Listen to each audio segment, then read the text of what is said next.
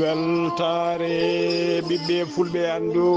diine maɗa fedde heblo sukaɓe afrique weltare tv takkusana yoni to teccana to jewolo to awoynada to jiingue jeeri to jeeriyel tumbere to mareysa to lobbudu barogala to lojolo to mafondu to ɗalhaya to hudallayi to sinthiane diakiri to jokkudi to helbira to senoyel ko on takkusan juula ha to galle elhaja oumar de ha to galle alpha demba oumarou sy to ligseyba guural yeroy ko taari ɗum kala ene jeeya e gardidi kabaruji men to leydi mauritanie accident lawol musɗo waɗi hakkude nakcoda faade Nouadhibou ko famdi kala yimɓe tato mbasi hen pittali men to leydi sénégal Macky Sall gardiɗo landa APR o suɓima a biyeteɗo Awa Gueye gonnoɗo cukko hoorejo suudu sarɗeji leydi ndi o nomimo kay o waɗimo hoorejo rewɓe kay rewɓe landa APR kala no didorino to leydi Mali PMI Mali ɓe maddi tigui mawnini manditare mabɓe wattore duuɓi capanɗe tati koɓe batti dillude e nder leydi he e nder manditare he ɓe jaltini autoji tati camion ngaji tawi ko dufiyoji mbalisa ɓe dokki ɗum mairie ndi Bamako to kedde Afrique ma en ketto musidɗo men Alassane Oumar Mbodj habaruji men jolam jaɓeri so waktu o rokkima en jaaha to leydi Russie to dowlaji tentude Amérique to leydi France to leydi Allemagne to leydi Palestine ha to Israël bisimilla mon e kerki hotodirte joni pren pacciren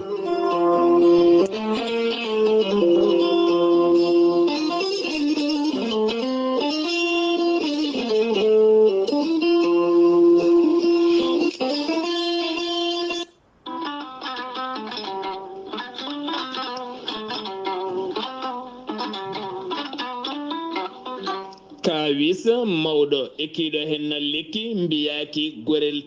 gorelte ko haako moƴƴo iwruko to koredinnooro ari ko wallude e safrude ha moni kala yiito hen hoore muɗuma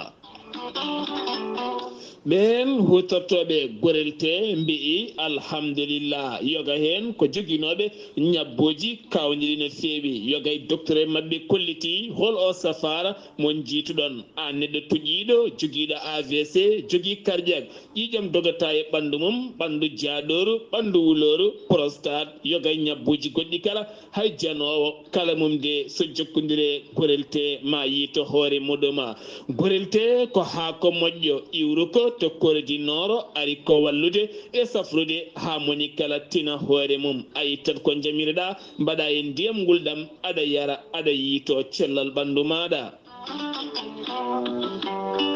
so tawi jiɗɗa ko hebde ko laaɓi ko fati gorelte jahata koto site mabɓe internet a mbaɗa www.gorelte ma janggan hoorema kala muma so tawi noon ko tonggode gorelte gonɗa koto Italie jokkodirta koye ceerno Abouli mbatta ko plus 39 339 856 67 39 so tawi noon gonɗa koto Espagne jokkodirta koye Amadou Touré plus 34 643 29 22 96 so tawi noon gonɗa koto Mbour jokkodirta koye Saydou Ndaw 77 388 21 88 so tawi noon gonɗa koto Ndendori jokkodirta koye Salif Diallo 77 901 74 67 so tawi noon gonɗa koto Kaolack jokkodirta koye Khadidiatou Guissé mbatta ko 77 693 55 12 so tawi noon gonɗa koto Jimbe jokkodirta koye Amadou Thioban mbatta ko 77 428 85 88 so tawi noon gonɗa koto leydi France jokkodirta koye Harouna Ngayda 06 50 99 64 43 musidɓe tedduɓe gorelte ko safara tan woni e muɗuma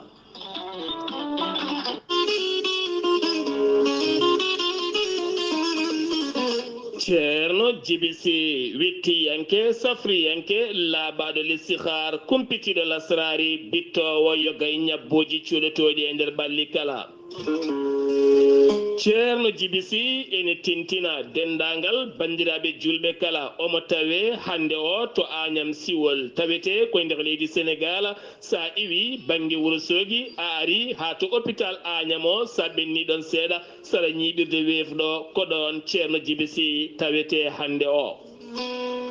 ceerno jibisi wettiyanke yogay ñabbuji cuuɗotoɗi e nder ɓalli ko wayno fibron kiis hémorroïde gonɗo nder e jalto bowal kala debbo donkuɗo ɓesnude caɗele gorago kala mum sa jokkodire ceerno jibisi ma a wi alhamdulillah ceerno jibisi ne jogui leɗɗe bittaɗe biyeteɗe muuɗa hirda sa muuɗi hen tan a yitoto hoore maɗa omo jogui leɗɗe goɗɗe bittaɗe waddete koye gaweje won hen ma yaltinane sappo e tati rafi woni hen sappo e jeenayyi woni hen ma yaltinane ha temedere ñaw kala ceerno jibisi laaɓaɗo listihar sa jokkodire makko a rokkimo inde nene maɗa ma o haalane inde ma e inde nene maɗa ma o haalane gueɗe ma kala ha cikka elle konon gonduno gan sanga jokkodira e numéro makko Wave walla Orange Money on numéro noon sa yiiɗi jokkodirde mum ko 00 221 ko numéro leydi Sénégal 78 128 35 98 so tawi noon ko tonggode makko appel ene waɗi WhatsApp mbawa jokkodirde makko mbatta ko 00 222 ko tonggode leydi Mauritanie 47 22 80 84 minni ko ene tawe to Noksoɗa ceerno Alassane Sy laaɓaɗo golle ɗe kala jiɗɗo jokkodirde on mbatta ko 00 222 32 62 04 99 base makko taweteɗe tokkay hayɗi ene jokki ha hande gollude sa jokkodiri e tonggode ceerno jibisi ma ɓen ko ɓuuri labde musidɓe tedduɓe taweteɓe to Agnam e diwanuji ɗin kala e aduna kala ceerno jibisi e dow moɗon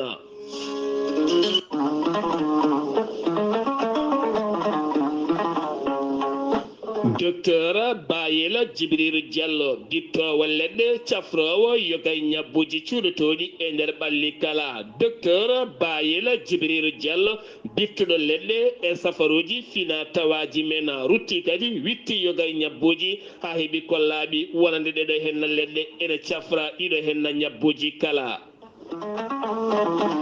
docteur Bayela Djibril Diallo jogui ko pharmacie ji mum jaaduɗi e jamanu ene tawe hen siroji leɗɗe e caabune e gueɗe goɗɗe kala sa jokkodire makko tan ma humpito hen ko ɓuuri labde docteur Bayela Djibril Diallo holliti ene safra yogay ñabbuji cuuɗotoɗi e nder ɓalli ko wayno prostate ñaw kawniɗo tampinɗo hande windere nde kala omo safra kadi tension ngabbowo e jippotoɗo kala diabète no worino kala omo safra ɗuma joguiɗo hémorroïde gonɗo nder e jalto bowal kala debbo donkuɗo ɓesnude so tawi ko caɗele rafi omo itta ɗuma ha laaɓa ha daña ɓesgu e ballal jomiraɗo gorko ngakkaɗo diƴƴe ko wayno maniyu walla caɗele gorago kala mum de kanko docteur Bayel Djibril Diallo o holliti omo jogui hen humpitoji labɗi ceera docteur Bayela Djibril Diallo hande o holto tawete wo tawete koto Mauritanie Nouakchott lamorgo leydi Mauritanie sa ari ha to legal PK9 ko ɗon wo tawete woɗɗani station star sa ari ha ɗon ɗo ɓe mbiyata dernier poteau sa noddimo tan a heɓaɗe makko ko laaɓi kanko on docteur Bayel Djibril Diallo sa yiiɗi hebde ɗum to Mauritanie to mbatta ko 48 76 36 81 walla jokkodira e Dieynaba Bayela mbatta ko 41 60 41 11 76 49 so tawi noon koto leydi Mali Bamako legal biyetegal Sira Bougou ene tawi ɗon Aminata Sow on jokkodirta pharmacie makko jaaduɗo e jamanu ene tawe ɗon so tawi ko tonggode wonande on Aminata Sow to leydi Mali mbatta ko 00 223 90 13 41 81 on noon on pharmacie tawete koto Bamako to wiyete Sira Bougou so tawi a ari ha to 9e arrondissement police o ɗo woni ɗo sa noddi tan ma o wiye mboɗomi musidɓe tedduɓe docteur Bayel Djibril Diallo e dow meɗen kettode kaburuji mon e demgal pulaar Afrique, Asie, Europe, Amérique, Moyen-Orient, Océanie. jam ñalle moon musidɓe tedduɓe eɗen gone hoore bira sappo e nayyi lewru septembre hitande ujunnaji ɗiɗi e nogas nayyi habruji moon e ɗemgal pular e sawta he ko musidɗo moon sehil moon Ghali Abouba to karallagal ha mbawon yiide en to banggue nate ɓosojo ko miñi men sehil men Saydou Abouba habruji men e ɗemgal pular ko leydi Mauritanie puɗɗoɗen to leydi Mauritanie noon Nouakchott lamorgo leydi Mauritanie teskama subaka hande o délégation timmuɗo taw ko likseɓe naɓe guila almuɓe yimoɓe ha e tambiɓe ko fati e mawludou nabi sallllahu alayhi wa sallam rewɓe worɓe kala délégation timmuɗo ummima subaka hande o ɗo e Nouakchott lamorgo leydi Mauritanie ɓe jaɓani toon to Likseyba gorgol nawiɓe toon noon ko wadde noɓe kewi wadde kala hitande ko mawninoyde kaye jamma jibinede no waɗa men sallllahu alayhi wa sallam mawlude o noon ko ñalawma janggo o alet janggo jamma alet janggo ene weeta alet ɗamina tigui yuɓɓine mawlude teskama noon yoga e guure kay nder leydi Mauritanie kala e oɗo saaha kala yimɓe ko cente nana yaaha kay tawtoriyede ɗon mawlude laamu ngu noon holliri tigui wonde altine ɓaawo janggo kay ko férié woni tigui ko ñalawma mo golletake to Likseyba ha joni noon ko fati kay e keɓogal mawlude kala no heewi waɗe taw ko ngolɗo watti duuɓi 6 tawi kadi fuɗɗuno ɗum ko guila e gurdam ceerno men ceerno Amadou Oumar Sy to Likseyba gorgol noon oɗo saaha kala ɓe gonno tigui koye burdi mabɓe toon noon to galle Sisiɓe ɗina burdi noon ko aljuma hanki ɗum uddi ɓe duwi aseta hande o woni foftere mabɓe aɗa janggo ɓe mbaala tigui e daade belɗe no fewi ma en ketto cimtol ko fati kay uddugol burdi hono musidɗo men sehil men ceerno Babi Sy taw ko gardiɗo FM mo Likseyba ceerno Babi Sy assalamu aleykum wa rahmatullah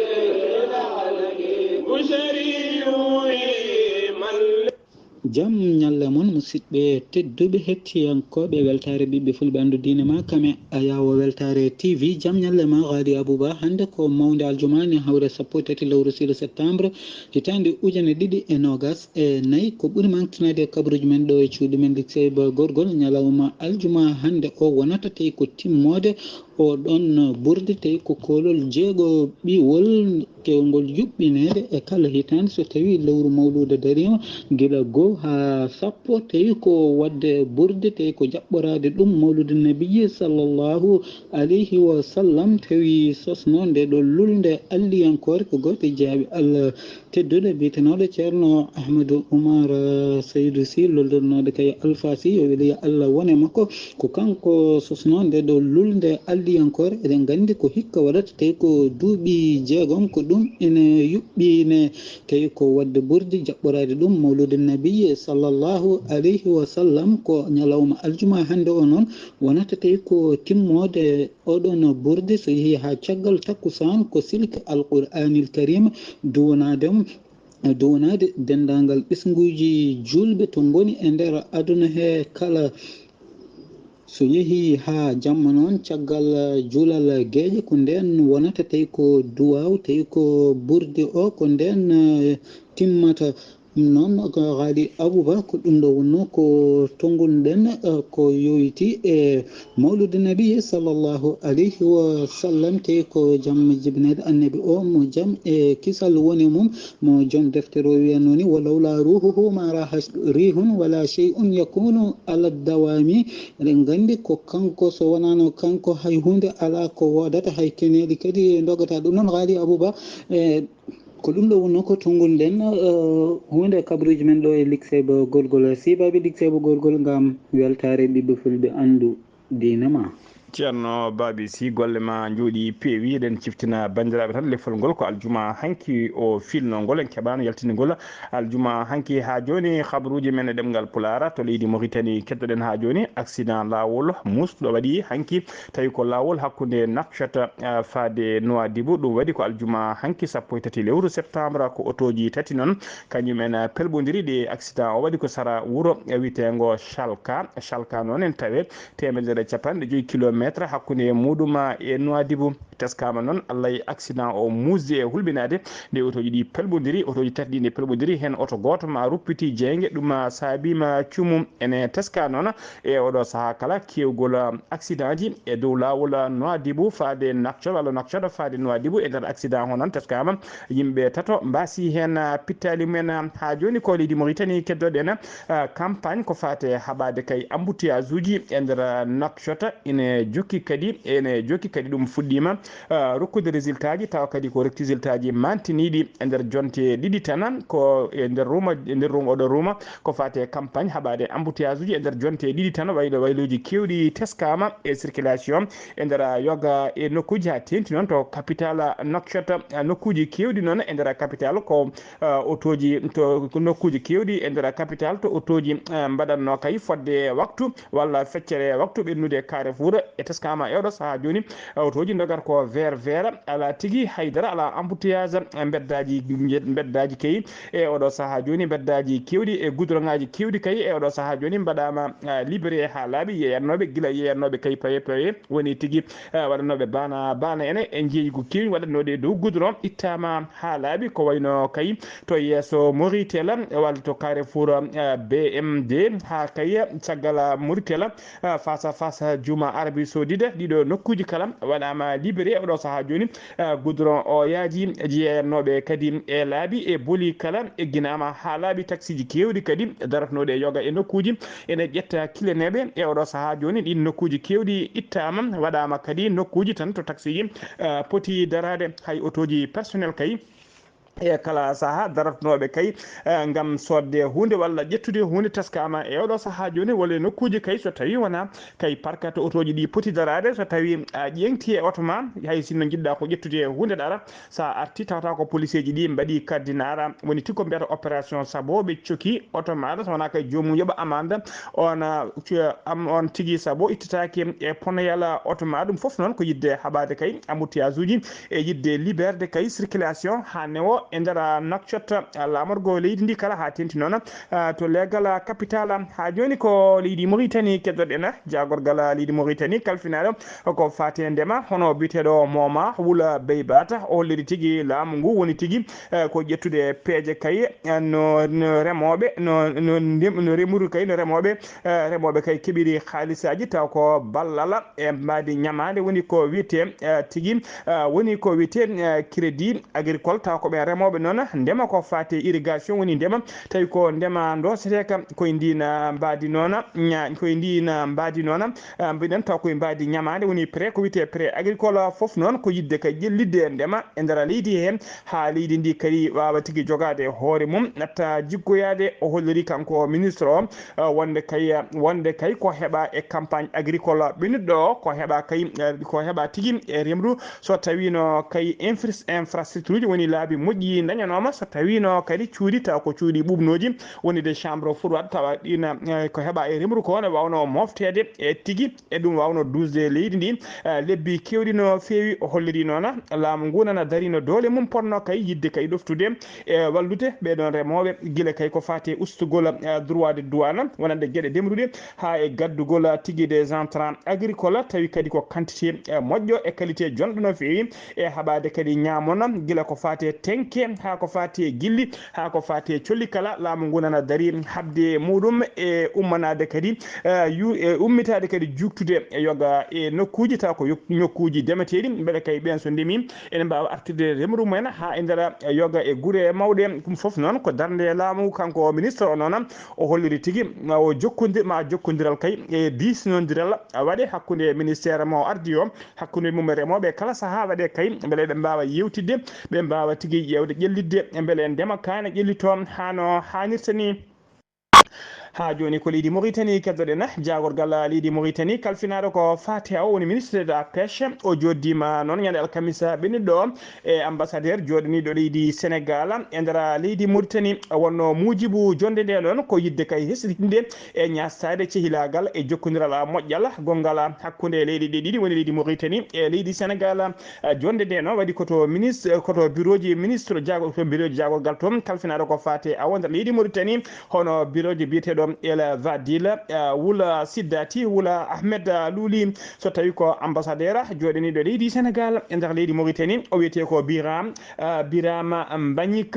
Birame Diang ɓe jewtidi noon ko heewi kay ko ɓuuri ɓe yewtere mabɓe ɗon ɓuuri yaaru tigui koye fannu ko fate e awo et des infrastructures maritimes e portiére ene tawtora jonde nde noon hono koolaɗo kuuɓal ministére des pêches o biyeteɗo Sidi Ali Wula Sidi Boubacar wondude directeur adjoint de la programmation et de la coopération awo to ministère to ha joni ko leydi Mauritanie keddoɗen ha joni to leydi ñande alkamisa ɓenniɗɗo jagorgal kalfinagal ko fate yangara oto joni ministre de l'équipement et de transport mo leydi Mauritanie biyeteɗo Eli Wula Veyrika o joddima to bureau ji makko e représentant catal toni tigui joɗaniɗo catal bitegal PAM noon woni programme alimentaire mondial e nder leydi Mauritanie biyeteɗo monsieur Alioune Diongue ɓe jewtidi noon ko heewi ko fati kay jokkodiral moƴƴal hakkude catal PAM gal e leydi Mauritanie ha tengti noon e fannu équipement e transport ha joni habruji men ɗemgal pulara sennumima to leydi Mauritanie ko to leydi Sénégal paɗen Bassirou Diomaye Faye kañum woni hoorejo leydi Sénégal gonnoɗo kay gonnoɗo kanko e gondunoɗo e convoi makko eɓe payi to Diamniadio o wirti noon nden o wirtima accident e dow lawol autoroute à péage ko ɗon tigui o yamiri kay nde convoi o dartoto kamɓe kala ɓe darti kanko Bassirou Diomaye Faye o jippe auto makko o yaɓani koyɗe makko kay ha toon to accident waɗi to ƴewde kay so tawi ala bomiɓe hen on image noon waɗi tour du Sénégal hollidde kay hakkille hooreji leydi ɗi nana e ɓesgu hollidde kadi wonde kay hakkille makko nana kay e ɗiɗo accident ji teskaɗi kay kewgol mum e nder leydi Sénégal taw kadi ko accident ji kala saaha jadirɗi e wargoji ko fati statistique laamu ngu ɓe kolliri tigui wonde kay e hitande 2022 nde ko sappo e ujunere temedde jeegom e capanɗe jeegom accident woni 14 666 accident ɗum woni ko windata ko tina e nder leydi Sénégal ɗina accident ji noon caabinoma ha temedde joyi sappo jeenayo neɗɗo kawrino hen e ladial fodde kadi no gase tati ujunere capanɗe nayo e nayo neɗɗo ko barmuno e nder ɗiɗon accident ji so tawi noon en tugnima e ɗin accident ji bannoɗi 2022 e ɗum wayni tan moyen mabɓe annuel ko kala hitande temedde jeeɗiɗo capanɗe nayo e joyi neɗɗo ene kawra e ladial e kala hitande taw koye accident ji ɗum noon ene holliri tigui wonde kala ñalawma ko yimɓe ɗiɗo ene mbasa pittaɗi men ko famɗi kala accident ji laabi e nder leydi Sénégal statistique o kadi hollirino e lewru janvier 2023 ndu no capanɗe jeegom e nayyi Sénégal najo hawrino e ladial e accident taw ko accident ji bannoɗi nokkuji ɗi to nokku biteɗo Sakkal e to nokku witeɗo Sikkilo ina accident ji ɗiɗi saabinoma ha capanɗe jeegomo e nayo neɗɗo kawrino hen e ladial yontere mayde nde kadi ko sappo e jeegom neɗɗo maayi e accident to nokku biteɗo Nangalama ha joni ko leydi Sénégal keddoɗen so tawi kay en tugnima e jayde witende le témoin jayde nde noon holliri wonde goto kay e wonnoɓe ministre uji e saaha wonnoɗo ministre e saaha laamu Macky Sall rutti dendagal haalis mo enquête taw ko catala bitegal IGE e Cour des comptes tumno kay wonde omo dirtini gam hulde noon ko wiyete poursuite judiciaire o felliti kanko ministre ex ministre o artirde kay e remboursude wonde dendagal ɗiɗon haalisaji ɗiɗo tuma tigui wonde omo dirtini jayde nde noon jaɓani sattude inde makko ɓe koliri tigui wonde kanko ministre o jeeya tigui ko ɗon to Dakar inde makko noon koko limta e ɓen kay tumaɓe kay borjinigol ngaluji leydi procureur de la république mo leydi Sénégal o yamirino digga woni division d' investigation criminelle et SR woni section de recherche ɓe Colobane nde ɓe tawi kadi eɓe mbeeɗa rapport aji taw ko rapport aji ɗi parquet rokkiɓe kay ɓoyata maɓe ummono ko fati enquête mabɓe kamɓene ɓen taw ko ancien ministre uji woni jagorɗe wonnoɓe jagorɗe e wonnoɓe ancien directeur uji taw koye saaha laamu Macky Sall tumaɓe kay ko fati tigui e bojjingol e dirtinde koppereje kewɗe no fewi ɓoyataɓe ummono ko fati audition woni convoqué kay ɓena jofaɓe fiɗeɗo ɓe mbawa hettade ɗumen ha joni ko leydi Sénégal keɗoɗen DNLT woni division nationale de lutte contre le trafic des migrants et des pratiques assimilées woni ko catal halfinaɓe kay ko fate haɓade tigui ɗanne suuɗaru e trafic yimɓe tawi ko catal mabɓe tawtegal to sali ngala catal noon ko kamɓe udditno enquête mabɓe ko fati kay e laana ndiyam yunoka taw ko julnoka ɗanne noɓe ɗanne suuɗaru yunoka to Mboura ha waɗino yimɓe hewɓe mbasino hen pittali mabɓe enquête o noon gasi ha laaɓi capitaine lanaka biteɗo Cheikh Sall e to mo dokkanoɗomo e dokkanoɗomo carburant e kala saaha biteɗo monsieur Thiaw ɓe noon mbiyama teɓa ɓe naggama ɓe mbaɗama déféré guila alkamisa saga 10 heures ɓe naggana ɓe mbaɗama déféré aljuma ɓennuɗo ɗo o ɓe mbaɗama tigui e mandat de dépôt eɓe tawe e nder kaso ɓe mbaali jamma mabɓe gadano e nder kaso siftinde on noon bilan sakket lanaka noon taw ko laala yunoka bilan sakket noon ko capanɗe nayo goski woni capannayyi goski ɓen wasɓe pittali men jiitama ƴeŋtinama yimɓe nayo kadi paabama hen woni 4 rescapé ko ɗum woni bilan sakket mo enquête o holliri kanko biteɗo monsieur Thiaw alias Doudou noon ko kanko yeyanno kanko yeeyi ujunnaji 6 e 36 litre carburant wonande kay tawi kadi o yeeyi ɗum ko million ngaji 3 francs CFA wonande kay joom kaɗon laana kamɓe ɗiɗo kala noon e oɗo saaha joni mbiɗen ɓe mbaali jamma mabɓe gadano e kaso ko leydi Sénégal ha joni keddoɗen APR woni Alliance pour la République ko landa dawrugol ka Macky Sall ancien horejo leydi Sénégal tafno o ardi ha joni Macky Sall noon Macky Sall kala kanko kala wonde caggal leydi haɗani ha joni landa APR ka ko kanko tigui jaggi tammi ɗum e jungo makko ko lesni yimani makko ɓe goni kamɓe tawteɓe e landa ka kala guila siftinde on noon ko guila de lewru avril Macky Sall ummi to Sénégal guila nden ko caggal leydi o wuuri caggal leydi to noon o suɓima noon o suɓima hanki biteɗo Awa Gueye noon kañum wonno cukko hoorejo assemblée nationale mo leydi Sénégal o waɗi ɗum présidente nationale des femmes woni tigui gardiɗo dendagal rewɓe tawateɓe e landa APR ka koye nder conférence de presse rewɓe APR mbanno to siège landa ka ko toon tigui habaru o yaltina tan noon caggal siftinde on kadi caggal kay nde suudu sarɗeji ndu waɗa tigui disude nde yandinade hoorejo leydi firti suudu ndu ha laaɓi Macky Sall waɗi tigui visio conférence woni appel vidéo tawa kadi ko yeeso dendagal député ji APR kala wawde yewtidde mabɓe e fewjidde mabɓe kay ko fayi kay e sumgoji tijjaɗi taw ko sumgoji sarɗiyeji tijjaɗi kay ɗo e lebbi ɗi tan saabu koye lewru novembre hoorejo leydi ndi hollir tigui wondema ɗina sumgoji mbaɗe ha joni ko leydi Sénégal keddoɗen jiyen ha to Keur Massar yimɓe hoɗɓe noon to leegal Keur Massar hankkadi kay so tawi kay ɓe lelima ɓe maɓe ɗano hano hannirta ni so tawi kadi ɓe jalti galleji mabɓe ma beeli mabɓe ndeeƴ ma hakkillaji mabɓe ndeeƴ ɗum noon ko caggal kay nde gujjo mo hinde cambrioleur woni tigui ɗaccowo ha yimɓe ɗano walla ha yimɓe jalta yana e galleji heela galleji caggal kay nde on gujjo wiyateɓe on gujjo noon tawi noon ko tampinoɗo ngal ɗon leegal woni Keur Massar woni 46e département du Sénégal ko noon kadi receleur makko woni tigui so tawi o wujjino gueɗe ɗe o wujjanno kala mo yeyanno woni receleur on e hoore mum wiyama tepa teskama noon kanko gujjo ko tina tigui o wujji e nder galleji 5 tan ko tina o wujji ko million ngaji 3 francs CFA tawi ko haalis ɗoreɗ wondude perikaji 3 taw ko cheveux ji naturel wondude télévision mo hinde placement e wondude e cuɗari kewni no fewi ko wujji tan e nder galleji 5 receleur o noon ko joom bijouterie woni tigui ko joom bijouterie o on noon inde makko suuɗiti koye defɗe ɗo alkule be ko hen inde makko suuɗi on nanggama o mona soka siftindi on noon coɗɗo ko wujja e gujjo kala ko kañum en ndendi ñawore kala nde gujjo wiya teɓ so tawi kay memama seeɗa ne heewi haltude mo yeeyi ko wujjuno so tawi kadi on haalti so gujjo noon so tawi kay ɓe tawi ko yeyno gujjo ne jogui heftete haalaɓa jomum perda kalis mum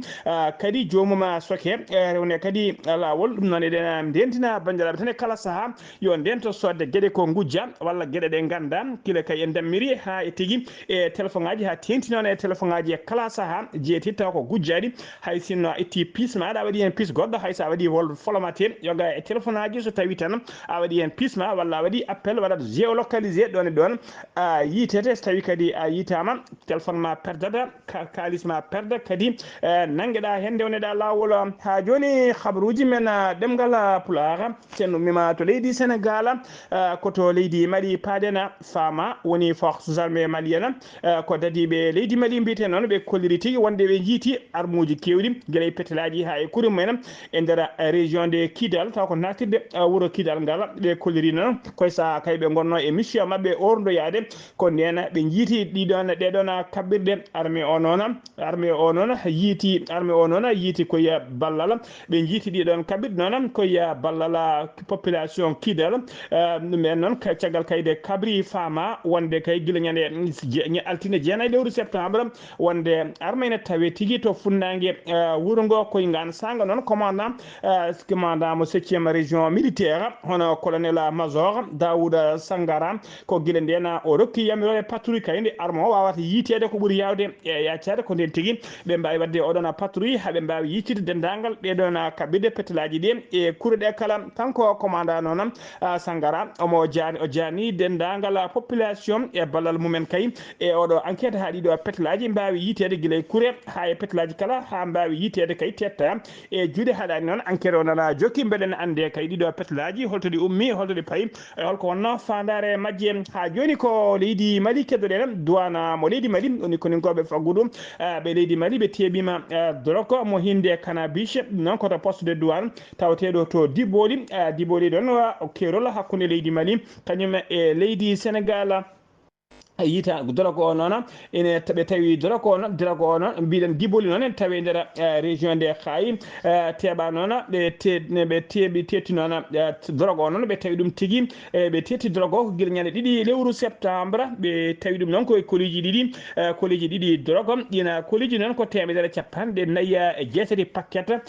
drogue mo hinde cannabis ɓe tawi ɗum ko dow motoji ɗiɗi ɗina motoji noon taw ɓe jinno nannude oɗon drogue contre leydi Mali ha joni ko leydi Mali paaɗen e nder cérémonie taw ko cérémonie mawningol manditare wattore duuɓi capanɗe tati ko PMI Mali woni kay e nder leydi he koye nder on cérémonie noon nder manditare PMI Mali addi ballal muɗum taw ko don ngal ballal noon ko camion ngaji tati biɗi hinde benuji ɗin camion tati noon ko yidde wallide kay mairie district nde Bamako ko camion ngaji tati noon ɗi hinde tata tawi kadi goto hen kala ko capanɗe jeenayyi puissance mum ko capanɗe jeenayyi chevaux tawi kay ko 5 vitesse goto hen kala kadi ene wawi rimdude ha 5 tonnes ko ɗina camion aji noon woni tigui ɗi PMI walliti district mairie de Bamako yidde PMI Mali noon ko wallude mairie ndi kay no kay wawiri tigui e laaɓala no wawirde darade laaɓala wuuro ngo ko ñande alarba 1 lewru septembre gonɗen ndu wonno cérémonie oɗon wonno soto mairie noon to mairie de Bamako e tawtorede ja ministre d'état ministre de l'administration territoriale wondude e ministre de l'économie et des finances wondude e gouverneur Bamako et directeur général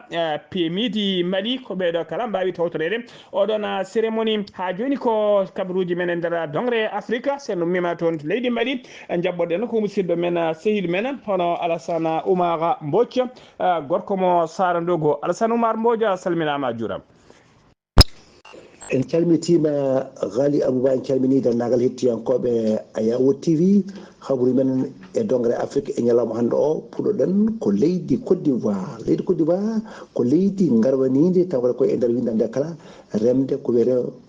cacao ɗum noon ko kamɓe dey ko ɓuuri wonde himande ɓe gueɗe kewɗe ko wawde haɓade e trafic mbaɗeteɗo on ko fate hono or blanc ene wayi noon ko ɓeɗo remoɓe ko wiyete kono cacao ɓe dey ene jogii taw ko cogguuji majji ɗi ɓuri nandodirde e yeyde koɓe ndemanno ko ngam ƴewde taw ko prix jaadiɗi hay mbawa hono wawde ɗum remde wawde yeyde ɗum taw koye suuɗondu taw ko ɗum ɗon koɓe mbawi kadi hono soñƴe ko taw ko ɓeen ko jeeyaɓe e leyɗele taw koɗa ko Libéria en kono ndeggini en ɗum fof aɓe jeeya ɗumen taw koye suuɗondu e ɗin taw koɗa ko trafic aji ɗiɓe mbaɗata ngam yeydeɓe ko prix ji taw koɗa ko lesi ɗum ɗon noon ɓe mbi wonde maɓe mbawi wawde kay on ƴewde ɗeɗon gueɗe foof mata kay madema rewne wono lawol toon to Madagascar ñande 12 lewru bowte e ndeɗo hirade nde goɗɗen kamɓene ma mbaw hono suɓade guilayi e mairuji maɓɓe ardoɓe hoto palɗe en ha ardotoɓe toon to jakka gendi to ma mbaw kadi hono suɓade ɗumen ɓe mbi noon ɓen yimɓe ƴamoɓeɓe puɗɗima joƴƴinde ɗereji mumen ɗum noon en teska tan e ɗiɓen ɗen taw kadi ala ko heddi hen sowona jonte ɗiɗi ko yimɓe jeenayo puɗɗi tan joƴƴinde hono ɗereji mum gam yidde kay jeeyede kay e ɓen taw koto ko ardoɓe palɗe en hani e toon to jakka hono genti to Soudan ene wayno laamu ngu tengtini wonde kay hono suudu gande mabɓe woni mabɓe musée mabɓe national koko yana gueɗe kewɗe mbawi hono nawede hen ɓe mbi noon wawi wadde ɗum kay ko ɓen noddirteɓe para militaire en Ouganda ko addi kay aɓe mbawa kay ubbude oɗo athlète biyeteɗo hono Rebecca ɗum noon Saptegei ene wayno koye ɓe mbawa kay ko rendu ɗum hommage e kay no wano wonde ni ene wayno ñande asatare 14 lewru ndu goɗɗo ɗum woni ñalawma hande o ko nden tigui o wawata hono wirde toon caggal ko addi noon amo wirde toon maɓe mbawa kay hono yettudemo e jardemo e mandemo e gueɗe ɗe waɗano ɗum noon caggal nde musidɗo makko wawi kay hono wardemo ñande wonno ko ñande 5 lewru surtout ujunnaje 2024 Ghali Abouba gasi ha laaɓi ko ɗum ɗo wonno ko jowɗen e wowru ko fatti e habaruji e dogere Afrique ñalawma hande o taw wonno koye dande musidɗo mon Arsa Oumar Mbodj woto komo saldo gam weltare Ayawo TV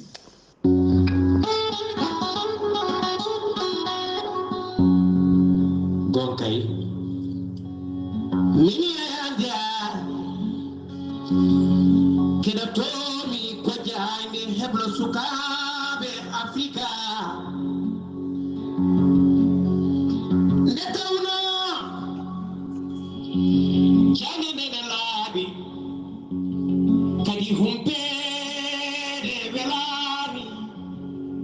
humpitede ɓuuri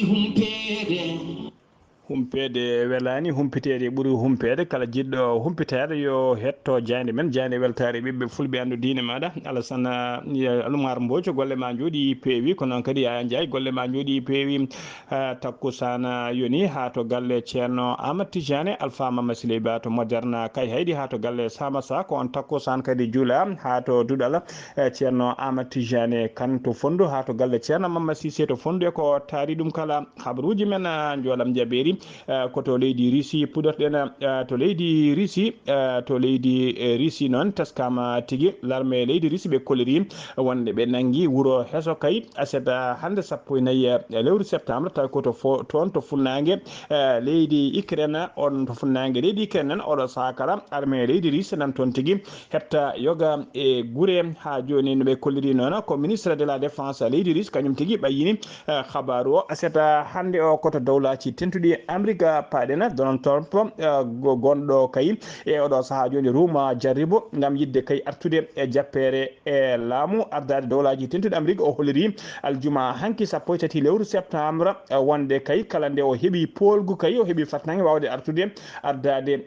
leydi ndi wonde kay ko heeɓi polgu kay yo ande kay wonde ko baɗo expulsé woni ko baɗo refuli ɓen taw ko dendagal hoɓɓe tawateɓe woni des émigrés tawateɓe tigui toon to dawlaji tentuɗi Amérique ha tengti noon e ɓen taw ko Haïti naaɓe o holliri noon o suudi konngol cofɗi noon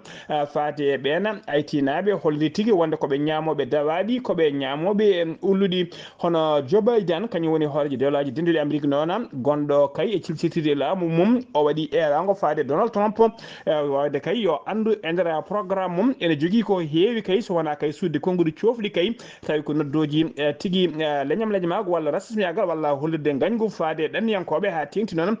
faade ɓen aytinaɓe e takku ɗumen gueɗe cofɗe no feewi siftinde non ha joni dowlaji tedde Amerique Donald Trump caggal kayde waddino face à face e on tawa kadi ko alari ki ko do bitel taw ko odo tigi ngembinido landa démocrate en o holiri tigi wonde kay caggal kayde be waddino face à face kanko Donald Trump tigi ko polonode on face à face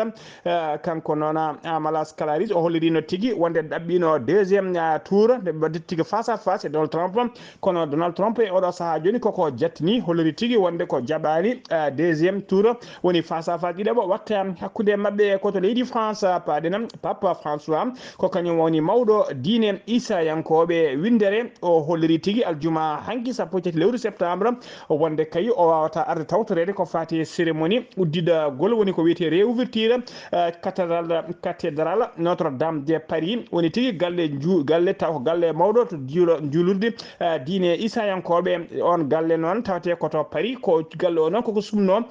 gila nyande sappo nay avril 2019 gila den non leydi France laamu ngu wonno tigi koye fewnitidde galle o e ngarditinde dum ha tigi odo saha men golle de fof kibbi ha laabi ko nyande tati lewru décembre nyande jeedi lewru décembre ko den tigi wonata uddid golam odo na cathédrale Notre-Dame de Paris dum nana kanko Papa François daminnodo kay maw ar tawtorede odo na cérémonie o holri tigi hanki nar lana makko ndiwaka wonde o wawata arde tawtorede odo na cérémonie koto leydi Allemagne paden dadibe leydi Allemagne be koliri tigi wonde be nangi sirinajo goto mo duubino gas jeedidi jaado leydi Syrie on non wonno tigi koy kebungal yidde wadde jangu mum e dadibe leydi Allemagne ko al kamisa o nanga o yinno tigi wadde jangu ngu non koy to wuro e witengo Baviera o hebani no o hebino non taskama tigi o hebino sodde jasiji makko didi o tombino tigi ko dadibe ngon wuro ngona e pause mumen o wada jangu bele mo wara ko buri hewde mabbe o wiyama tebe o do saha joni o wattawe e juude dadibe ko to leydi Palestine paden défense civile mo Gaza be koliri tigi wonde kay sappo go Palestinajo mbarama tawi tigi